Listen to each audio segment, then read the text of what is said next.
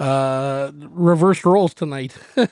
um, Pegcity Soundoff back November 25th. We're coming up to year end here, but how could we do? How could we get to a year end without one more episode of Ash of the Arsonists? Yeah. Matt Dara making his 9th appearance tonight. Joe Carson making his 4th probably. Jen's probably on her 4th or 5th probably. One more from Diamond. One more for Diamond status. Sponsor tonight, Little Gallery of Big Messes. Just had an event a couple weeks ago.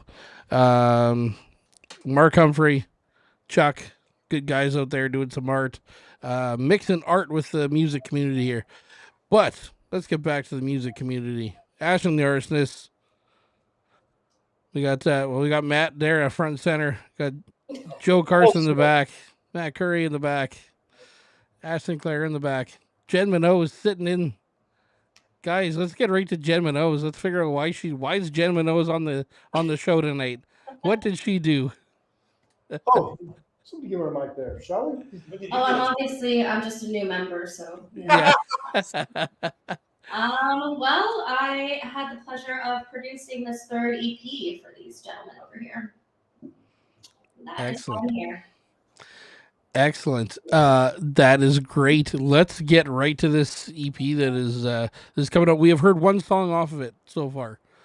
And if you tuned in on Sunday, you heard 2. You heard 2. If you tuned in on Sunday, let's get to it. And you know what? I'm gonna tell you guys, it's probably my favorite live song you guys have played. So it's cool to hear it in a stripped down version. Sixth Cycle. Mm-hmm. Let's talk about it. Why that one coming out first? Whose idea was that to do that? Just I want that out there. Whose idea was that to do that song? Joe Carson. I think that was my idea to do that. And it just worked out really well acoustically because Jen was like, "Why don't we do a song that we don't like a new song on this EP?" And Sixth Cycle was the one that really stood out to be an acoustic version.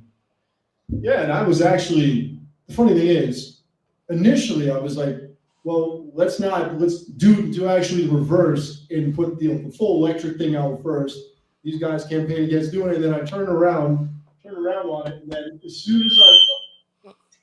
soon as I stepped away from the mic and actually didn't deafen everyone else, as soon as I suppose, came around to the idea, first thing I saw was him just going like this. Completely. So, yeah, basically we just figured that the rest of the EP is going to be reworks, essentially, of acoustic songs. We're going to get into all that and the process and how that came about during this next hour or however long we're on here. Mm-hmm. We just figured we'd give them a preview of something new, something that you didn't hear on the first EP or the Burn EP, and we'll just, a little Christmas offering at the end of the year, shall we say? Yeah, exactly, right? You remember when the band Stained released that song Outside? Yeah. They did it live first, and then they did a studio thing. It's kind of like that. Awesome. But that's a great story about that song of theirs. You've been kind of throwing around the whole Alice in Chains thing, the idea of Jar of Flies with this whole thing.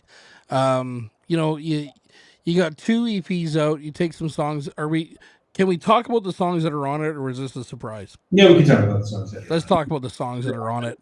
Anyone familiar with the last 2 EPs will know exactly which songs we're talking about. You're the only one who doesn't need a mic. You're the only one who literally does not need a mic. What? So we decided that we're gonna take the new song in Sixth Cycle and put it out there, and then we also decided that there's a couple songs on our first record and then one song on the new record that really need acoustic versions, and the full track listing for this record will be I Don't Care, Contender, Drag Me Down, and Sixth Cycle. Awesome. Let's kind of maybe go back to the start a little bit here. How did this all come about? Why go the acoustic route of songs that you have out rather than just throwing another EP on the year, right? Okay. Oh, Ronnie Loudwick's watching apparently too, and who else was, and everyone else watching. But anyway, so initially, we did the Burn EP, and then over the spring, basically, let's even go back before that. I think it was for a birthday or a Christmas gift, something like that. We had already finished recording Burn by the end of 2024. Come Christmas, my Aunt Nancy, who lives in Calgary, gave me some studio time, Studio 23, as a Christmas present. And so we figured, essentially, the idea I came up with was, okay, if it's just a full day, we could go in and knock 3 songs out, just unplugged, just as a little stopgap between there and the inevitable next step, which is the full-length LP. We might do a live album next year, but that's a subject for another time. Anyway, so I just figured, hey, let's rework 3 of the songs already. I don't care because that's one of the first songs that I did at my very first show at Ash Over Cowboys with him and Taylor, and the version of it is just magical. So that absolutely had to be on there. And then everything else is just like, we can just pick our options and just go do whatever we want to do. So that was the plan, pretty much. And then after that, once the idea really convened to go out there and just bang out 3 songs acoustically, she suggested, well, why don't you put 1 more on there? Optimize the whole studio time, and you can get 4 more. And so I guess that's probably where 6-cycle acoustic version started to come about, that whole idea there. And from that point, we set up a couple of acoustic sessions or recording sessions or whatever, or probably prior to that point, what occurred was we went to work just testing which ones we were going to do. She sat in a couple of those sessions, just going through the material like with us and just suggesting different tweaks and getting everything ready and suggestions of what we could do. And from that point, once we had selected a few, we started demoing them to get them ready. So each one, as you'll notice, when this record, which is called Unignited, if we didn't mention that before, 12, each one of them is not going to be like how the original was. It's going to be a whole different rework, essentially, just an unplugged little twist, something else, just to really get into the roots of it, and just turn it into something else and just see where else you can take it. So we had, okay, Contender was good, 6-cycle was good. We had, what was the other? I don't care. Well, Contender came about because we did the Manitoba Music Makers thing. Yeah, that's true. And we kind of got forced into doing a rendition of Contender. And it worked out really well. Like a song you would not think would work well acoustic really does. Well, certainly. So, but then Drag Me Down was the last one. When we put the demo of that together, it's sort of, it sounded completely like the original. We were fine with that. But I submitted the stuff to our producer over there in the corner over there, and she says, okay, that one's good, that one's good, that one's good. That one you got to rework because it sounds too much like the original. You got to do something else with this. Yeah. Especially like that. And then that happened. But so I just thought, okay, I'm stumbling over myself currently, but the point being, I went to work just thinking of stuff. Ideas started coming to me throughout the week of, okay, how can I arrange this? Some ad libs came to mind. It just built from that point. And then after, like at the end of the week, I sat down pretty much like all evening and night and just fleshed out a whole demo of Drag Me Down, like a whole new version, pretty much entirely myself, all the instruments, et cetera, and then submitted it for approval. She's like, that's good. Give it to these guys. Hey, let's see what we can do with this. Here's a new way we could go about this. And what you hear, or what you heard on Sunday, and what you'll certainly hear on December 5th, that's when that's coming out, the next single, is just going to be, I would consider it, not because I did it. I don't want to seem like I'm just giving myself too much credit here, just the crown jewel of the record. It is unfortunately the best song on the record. What do you mean, unfortunately? It's unfortunately the best song on the Why record. is it unfortunately, though? Because I think we have to give you credit. Okay. Well, there's on me right there. But Jen, do you have a favorite song on it? that's mine, but how about you guys? What's your favorite song on the EP? Well, I guess Drag Me Down is really the standout song, and it really, really is. But really, there's one part in Contender that I really, when I brought it into the studio, the look on everybody's faces was like, whoa, how you doing that? So can't wait for everybody's reaction for that part. Mm-hmm. My personal favorite is 6-cycle, just because, well, I never heard that one again done acoustically or anything. So just the way it came about, it's just, I don't know, it's magical. And Joe's solos and everything is just really, really, really good. I used 2 over there. What's your favorite cuts? I go with 6-cycle too.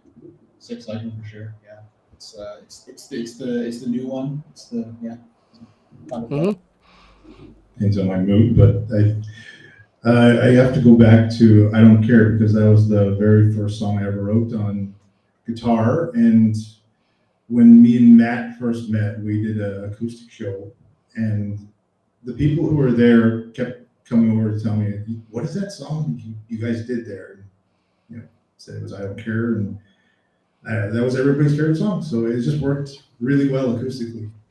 And maybe we do a music video for that next year. And if we do, we already have somebody who's auditioning and petitioning to be the lead role in that music video, acting wise.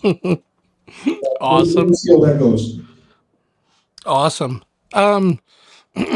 So based on this coming out acoustic, I know you have a couple shows. I don't want to do any spoilers right now, but are you thinking of doing a acoustic show where you're just debuting or you're playing these songs? Yes, we are. We're going to be doing an acoustic show. What's the date, Matt? January 9th. January 9th and Into the Music. Oh, cool. I believe a Wild Ed Garcia will appear. Well, in fact, I know he will because we're doing another interview with him as a pregame that day. And then going straight over there doing a whole thing. And then also looking at potentially setting up a couple of other things besides that. I mean, we're going to do Manitoba Music Makers on January 17th. And then maybe I just realized we might have to set a couple things up February, March, just a couple little acoustic shows, and then we're going to take a little breather because things have been nuts. But besides that, we can't just let the record just sit there and die. We actually got to run this out. We have seen each other every day this week, and we were last week. You guys know Amazing. Ruth and Ronnie, and sorry, just looking at comments here. Yeah, Ruth and Ronnie, they're in the comments. Let's talk more about Six Cycle, just being the first one off there, being the new song. As I said, I think it's my favorite song that I've seen you guys do live. Absolutely love it. Is there plans on the electric side of it for recording wise? You bet there are plans to do that song electric. When going into the studio to do Six Cycle was we slowed it down a little bit from the live version, and we also eliminated the kill switch part because I can't do that on an acoustic guitar. So I ended up doing some arpeggiated chords, which seemed to really fit the song. But yeah, you can definitely look forward to hearing Six Cycle like not just live, but like in a full band electric recording on the next record. Awesome. Jen, tell me about working with these guys. How do you keep them under control? Honestly, working with them, I actually got really, really lucky because as a kind of new producer, all of these guys are really, really talented. And so going into the studio, they know what they're doing. And it usually is, for all of them, a one or two kind of take, and it works really well. Pre-production. Took all summer. It took all summer. It literally did. But it's pre-production, got to get them to nag them to practice and get the demos out. I'm pretty sure. Does the phrase herding cats seem accurate? A little bit. Yeah. No, I mean, the demo for Drag Me Down, I think, was done the day before we went into the studio. So they gave me little bits of heart attacks here and there, minor heart attacks. But at the end of the day, it's amazing working with them. It's super fun. And this one will always make Jen mad, as I did not listen to any of the mixes. No. I told him in the last Masters, and she was like, because we were the Kings head the other night. He was like, I need a drink. Oh. I got up and I'm like, no, he did not. But again, it does end up working out, especially with Joe.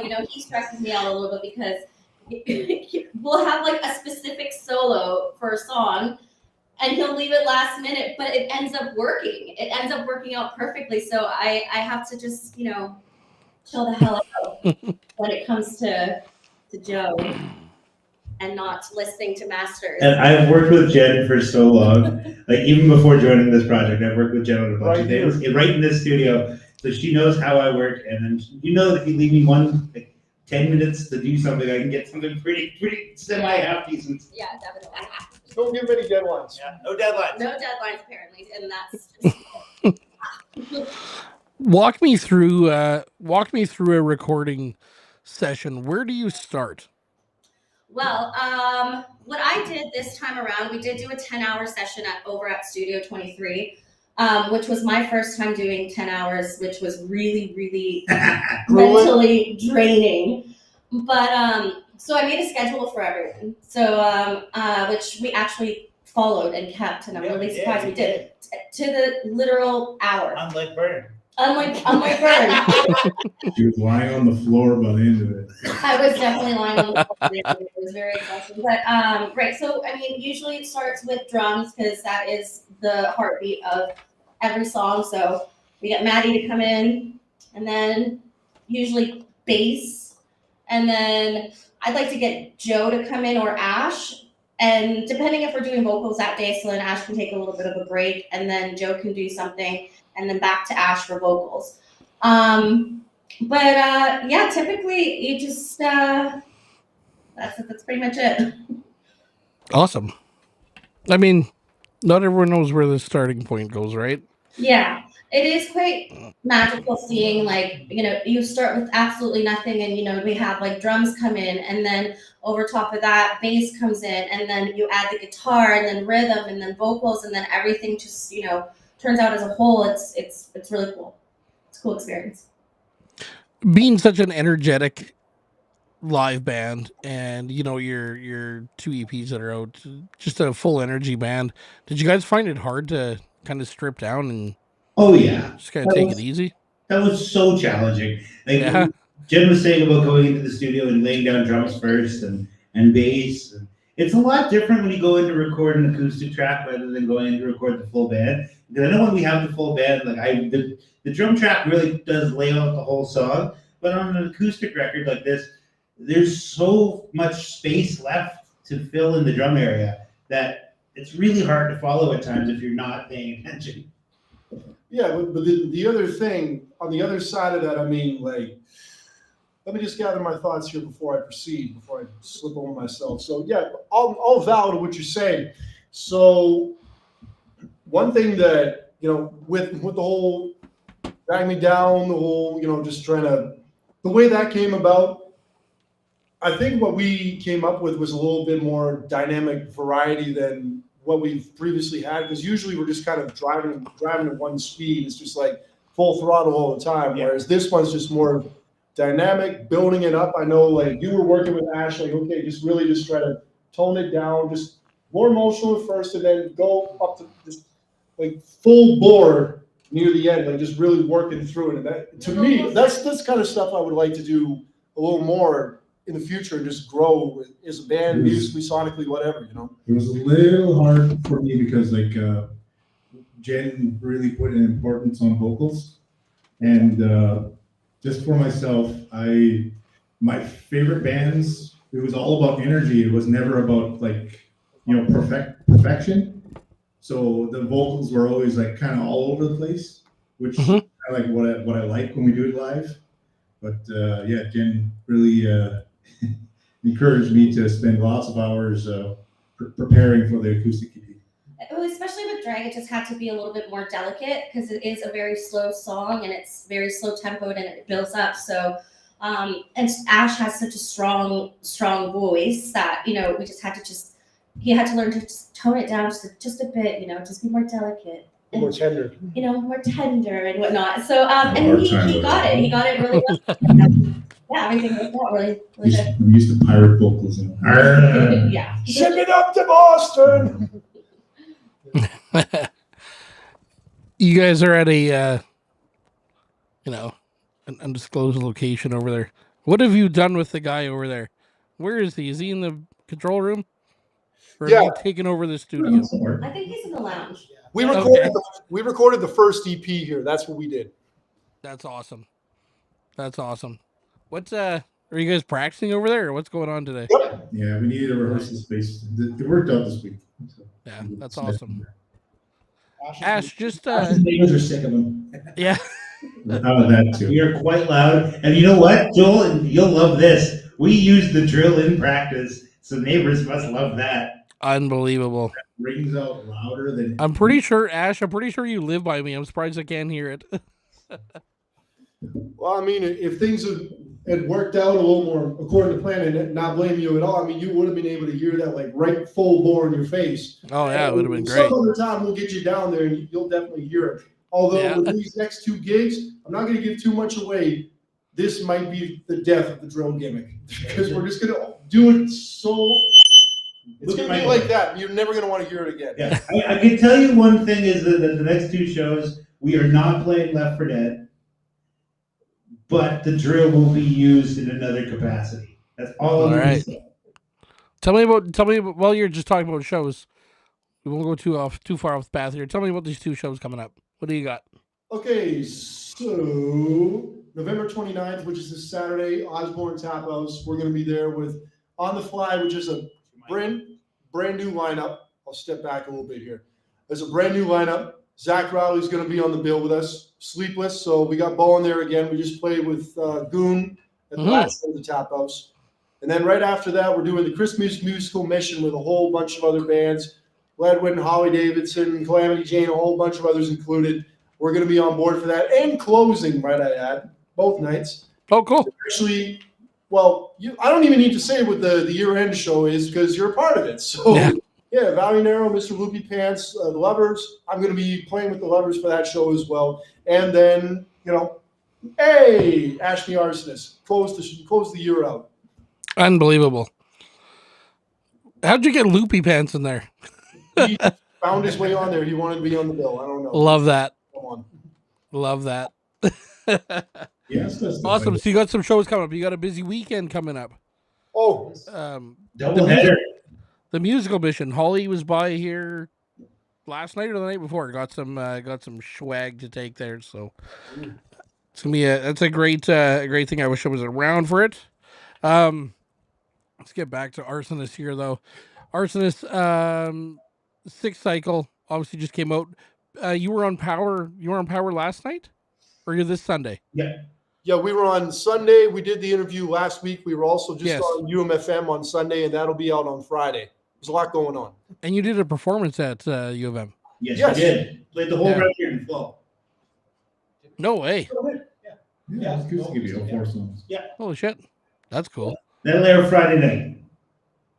Have you noticed that some radio stations are starting to really put more focus on the local scene now? As they should. As Is they should. 92 on board yet? Yeah. What's that? Is 92 on board yet? Because they haven't been yet. Fuck them. Okay. Anyway, 97 it is, UMFM, the Spark, whatever. We will go with that. All 94.3, I know that's a big thing. Yep. Yeah. I see Jay Richardson just went there too. Oh, yeah? You went over to all? Jay Richardson? Yeah. You went to 94. Oh, cool. Yeah. Just like yesterday or 2 days ago or something. Nice. They announced that. Yeah. Kind of crazy. What's I love asking you guys this question. Actually, one more thing first. Ash, when you had Ash and the Arsonist, like this you've had a bit of a process. You've had some lineup changes. You had people in. Did you ever think you'd be doing an acoustic album? No. But it's funny because I practice all the time with acoustic, or if I'm writing, it is on acoustic, but it never crossed my mind to do an acoustic album. Yeah, looking forward to it. December 12th. December The 12th. release. Is it just going to be digital, or are you going to have physical? Okay, so here's the thing. And so the plan was, because we went so broke recording this album with our band funds, like I had to do a couple things out of pocket, but we really busted the bank on this one right here. So the plan so far, as of right now, is digital release only, and if enough people want to buy the record physically, then we will consider it. Now, I said this to her when she asked about it. So you're only doing it digital? And she was like, yeah. It's like, this is your best work yet. You got to have this on physical. I'm like, we're broke. I'll pay for half. Maybe. Absolutely no. I mean, the artwork, the cover art is so nice too, and this is some of their best work. So I'm very down for physical copies, and I will pay for half of it because We'll come up with something eventually. She's that invested in it. Matt, I mean, what are the guys at Kraken Records going to do if you don't give them physical copies? Kraken Records and First City Records. And by the way, That's she right. might be coming with me the next time that I go over Yeah. there. Her and a few other people. But anyway, no, it's not gonna break their bank. They still got to clear out whatever they got of the first two EPs that I got. Like when I was there, I cleared everything out. I sent them more, so I got to check that out. And then First City Records, we'll see what's going on with them. There might be one other store out there in the area that I might check in on, but I'll keep them up to date, see what's going on. I know Brandon will definitely want a copy for sure, and I'll definitely look into getting him one, and we'll get him on this program in January. Not to spoil anything too much, but that very well might be happening. In fact, it is. But well, yeah, that's what's up. I think I posted something about it. Oh, Matt, I think I put Matt Dara and friends. yeah. Isn't that every show you do? Yeah. About 18% of them. 18? 18%. Yeah. Matt Dara and friends. Yes, I do have it. I do have it if anyone goes far enough back and looks at my my list for the year end. Yeah, it's pretty cool. We're kicking off the new year with Matt Dara and friends. Joe, tell me more about this about the drill. How are you going to incorporate this into a more acoustic setting? He won't. Okay, so the drill will be off limits for the next little while when it comes to the acoustic stuff. I did try. It's just a little hard to do when there's no pickup. So good. But the drill, like I said, even with us not playing Left 4 Dead for the next couple shows, the drill will still be used. It'll be used on a song that requires another power tool that we can't legally bring anywhere. So that's a good hint. But we'll see what we can do, and you definitely want to come to the show on Saturday. It's not a firearm, but it might as well be. Yeah, it might as well be, actually. It's definitely there's definitely been a Texas massacre that involves it. So for a band that, you guys, I still go back to a day last year, 24, yeah, probably late fall of 24, talking with someone, and that person said to me that Ash and the Arsonists are the busiest band, busiest local originals band we've there kept that is up. in the city. And it was, I heard that, and you guys do quite a bit of shows, nothing wrong with it. You're doing a bunch of shows. You got some shows coming up here. How do you guys have a fresh show? Like, what do you do to, not repeat yourself and overdo it? And people coming out are like, oh, that's the exact same set they did last time. You can change the set all you want, but how do you keep it fresh and original? Yeah, how we keep it fresh and original is we do kind of have an A and B set list. Like, there are songs that we don't play for a long portion of the year, and then we'll bring them back. And then we'll put some of the songs that we've been doing on, like, the last set that has been focusing, like, opening up with Contender. We opened with Contender all summer long. Now it's time to change that up again. So the easiest way to do that, and for us, really, the really easiest way to keep it fresh is to change our covers. Since most sets we always do about 2 covers per set. If we can change them up, like, every show or every other show, it really helps us keep the night fresh, and for ourselves keeps us really engaged in the performance. Yeah, I'm purposely trying to pick harder and harder songs for me to sing, because these guys will throw songs at me that I've never done before, and I'll get up to sing it. I'm like, holy crap, I can do this! So I'm still learning how to use the voice. Do you guys have your acoustics there right now?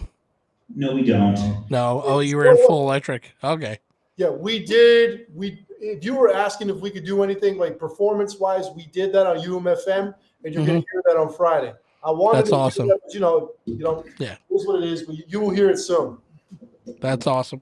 Looking forward to it. New merch. You guys got new merch coming out? Are you too invested in this EP right now for merch? Buy our EP so we can afford to get more. Yeah. Joel, we put out 2 fucking records this year. There's no money. I did make one custom underwear for Ed Garcia. I saw that. He didn't flip it backwards, but I Yeah. cut it into a thong just for Ah, him. perfect. You got to bring Ed gifts when you go see him. I made that mistake the first time, and he called me out on it. And he said, "What? No gift? I don't know." If he's not wearing it the next time I see him, I'm going to be very disappointed. Yeah, exactly. I'd be very disappointed to see Ash worked really, really hard on it. Yeah. Yeah. And G and G's for Slaved over to G-string. make that thong. Ed G-string. Yeah. Mr. Curry, I haven't heard your voice yet. I don't. Well, maybe twice, 3 times, maybe.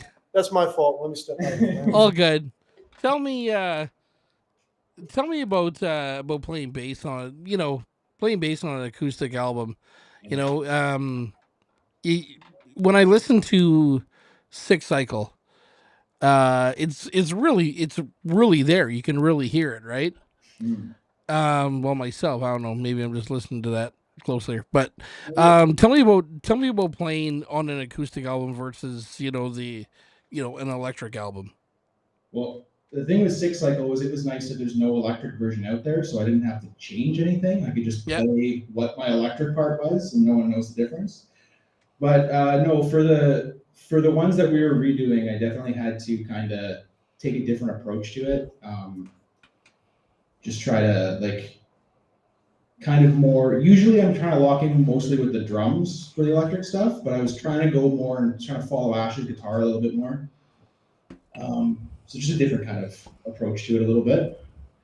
I also I didn't have an acoustic bass, so Matt had one in his basement. Doesn't know where it came from, so that's what I played. I rented one that I thought would sound better, and then it sounded like absolute shit. So I ended up using that. That's a little trade secret here. Sorry to interrupt you, Greg. That's a little trade secret here. That if you need a weird instrument, like when you listen to the UMFM recordings, like there's 2 weird instruments that I'm playing that are both Matt's. So. I had suggested renting an upright bass, but no one liked that idea. So I just wanted to add though, this guy's a lot more talented on bass than he seems. He's very quiet. He's quieter than me at times. Everybody always asks us when I see these interviews, I never really see you talking. It's because I'm quiet. Matt's doing fine talking, so I don't care. The Matt Dara podcast where the guests can't get a word in edgewise. Oh yeah. I just wanted to add one more thing. When we used to write songs before, it was more because at the time we were a 3-piece. I was trying to write more things the band Chevelle. It's just one band just locking into a riff. And what I found over time was Curry was really good at he doesn't do that. He's good at adding all these notes that I wasn't used to hearing. And then after a while, I just let him go, and he can make it way more interesting than I could put in my head. So that's awesome. That's awesome. When you guys went into this, I understand they're your songs. They're not someone else's songs, but do you still draw an inspiration from someone else who did an acoustic thing like Alice in Chains and Jar of Flies? Did you bring in some inspiration from that in having to change these songs a little bit from their original form? Okay, I'll compromise. I'll just speak from here with a little bit of microphone. Okay, so yeah, I would say so. I mean, Jar of Flies is definitely one. I would almost say if we're going to talk about on the local level, this is also because he was involved in the production. Dale was. Yeah, it was the Exomariner. Yeah, Exomariner when they did their second take sessions. Also, right there at Studio 23. And one thing that we set to do is not to just completely ape what they did. It was great, but of course, this is unignited. We want this to be our own thing, and I certainly think it is so far. That's has to be determined by the public when everything is released. But I think we did something pretty cool there. I mean, Well, we totally did. Yeah, Jar of Flies, any unplugged session you could think of, anywhere back with the 90s, 2000s, that's mainly where we were going for. It was just sort of those little rainy day vibes, that's getting really into the darkness and all that stuff, Yeah. If you want to elaborate, go ahead. Take it from here. But that's basically when we released Burn, we figured that was our best work.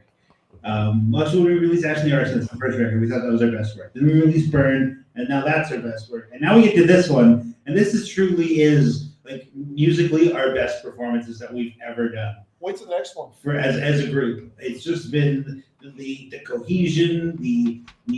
We're practicing so much together. We're playing and doing shows and doing these interviews together. So just to work together as like one cohesive family has made this record so much better. Awesome. Sorry, I was reading Thomas's comment here. What do you say? Some about Puddle and Mud put out some great Puddle acoustic versions of their songs. Yeah, of course. Except for that. A lot of other people's songs. Except for that Nirvana one they got. That wasn't some of their best work. Who came up? That might be another one to throw in there. Days of the New. For sure. Oh yeah, for sure. Sounds awesome. Who came up with Unignited? Surprise. But no, I mean, the whole thing was, so we got the whole running theme of Ash and the Arsonists, Burn, the fire theme. You know, you get the idea there. Yeah. And essentially you're thinking like Unignited, Unplugged, put the flame out, you know, just really get to the essence of it. Super cool. I took a group vote, Unignited. What you think of that? Everyone down for that? Okay, sure. Let's roll with that. Unignited. So that's where it comes from. We'll tip of the hat to MTV Unplugged. May it rest in peace. And the artwork too. Yes. Yeah. Ash, how about the artwork? Ash and the artwork. Yeah, let's talk about the artwork. Matt sent me a photo of, what was it? Just a stock. Yeah, I paid $15 for that photo with that fucking candle, and you rejected it. But it's pretty. It was pretty plain. We wanted to go black and white for the acoustic thing, just to strip it down. And then he sent me a photo of a candle, a smoke, and he's like, "What do you think of this?" And I saw it, and I was like, "Wait, let me think of something." So I went to the basement. I was looking around and my surroundings, like, what can I use? And then I saw that on the mixer, it had our names right on the mixing board. And I was like, wait, maybe I put my hat there. Ooh, this looks good. I'll put big pics here. Ooh, wait, this looks good. Maybe I put a camera. Oh, this looks good. And then I got my cameras, I took a couple shots, put it black and white, added a couple, masks, or put it into an app to make it look nice, and submitted it to the guys. And nobody, usually I'll get some tweaking on the artwork, but there was no tweaking. There was just like, that's as the kids say, no notes.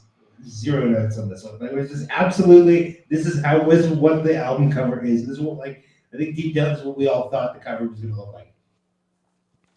It's super cool. I just pulled it up on my phone to look at it again. Yeah, that's for an acoustic record. It works, right? That's really cool. Yeah. Oh, for sure. More elements, just so even if you didn't see us in the photo, you'd still know who it was. Yeah. Yeah, super cool. Love that. December 12th. Can't come soon enough. Coming up. It's coming up fast. Huge. Matt, are you going to be back from your vacation for it? Oh, are you going to be back from your vacation? Well, yeah, no, here's the thing. I'll be back. Yeah. So Unignited comes out December 12th. I'm flying home December 13th. So I get to be in Mexico celebrating both the release of Drag Me Down and the EP release itself. So I'm going to be in Puerto Vallarta. Yeah. Sarah Aguilera, what's up? We'll get you on here soon enough. And I will see you soon. And you are going to be in Cancun not too long, like a couple of days or something. Couple of days. Oh, yeah. Couple of days, yeah. I am back on the 5th, and then I have a show at the Tap House on the 6th. Okay, so for at least a couple of days, or maybe one day, we're going to be Mexi Bros. Yeah, exactly. Exactly. About that. Yeah, I told you, we'll take a picture of each beach. Yeah. Do the collage. What did you say? There's a comment in here that I misread. There's a comment that Ruth said that I misread. Oh, it's flame retardant. I thought it said something else. Yeah, I saw that too, Joe. If you're making that assessment, yes, I am. Yes, I am fucking retarded. Anyway, that's why. That's why.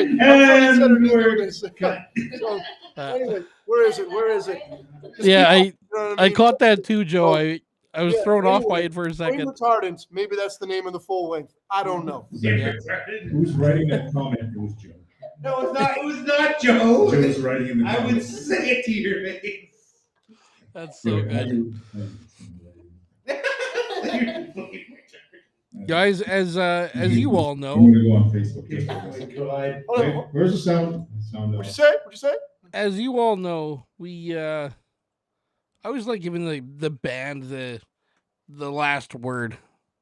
Okay. I want you guys to do the last word. I want each of you to have tell me all that you need to tell me about this album coming up and your shows coming up. I mean, let's plug some shows. Let's get some people out to some shows. All right. This is this record is very special to me. Is my real first chance to get to work with acoustic, and then again to work with my brothers for another record. I can't wait for everybody to hear it. Our next show is coming up for this Saturday and Sunday, and then we have one on December 20th. December 20th. December 20th. December This 20th fellow right at here. the Osborne Tap House, and I would implore everybody to come out and come see us because we may break out the acoustic guitars at some point, and our shows can carry some energy, and we really hope to entertain you. Awesome. Unignited, December 12th. Drag Me Down, out December 5th. Here's the production credits. Jim Minoz was on production. Kalen James, 7th string. He did the engineering. Thank you, Jody, for lending us the studio space over Studio 23 one more time. Dale McIntyre, he did the mixing. Jamie Sitar did the mastering. And you are all going to stream it and make it go diamond. Diamond. That won't happen, but anyway, you got to start somewhere. Stream it December 5th and then December 12th. Unignited, coming out next month. Record of the year. Let's do it. Love it. Right on, guys. Thanks for jumping on tonight. Did you guys already practice, or you still got to practice? We already did. We're done. Oh, okay, you're good then. Okay, good. So I was gonna say, get to your practice. Who the hell's Sven Lee?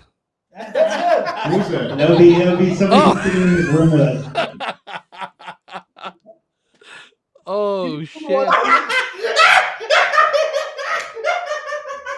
You didn't want unwanted friend requests. Okay, That's crazy. I don't like Facebook, so I try to put fake names. So that's me. Yeah, exactly. Oh my God. Right on, guys. Well, thanks for. Yeah, you did. Put it up on the screen right now. I dare you. Oh, I just got canceled. Oh, let's just say it's nothing I didn't just say earlier. Let's just leave it at that. But you have the pass. Yes. Oh, that's good. Awesome. I do. Thanks for jumping on, guys. Thank you, Joel. Always good chatting with you, Jen. Thanks for coming in there too. Cut it down. All right. Good to see you, Joel. Okay, bye-bye. See you later. Yeah.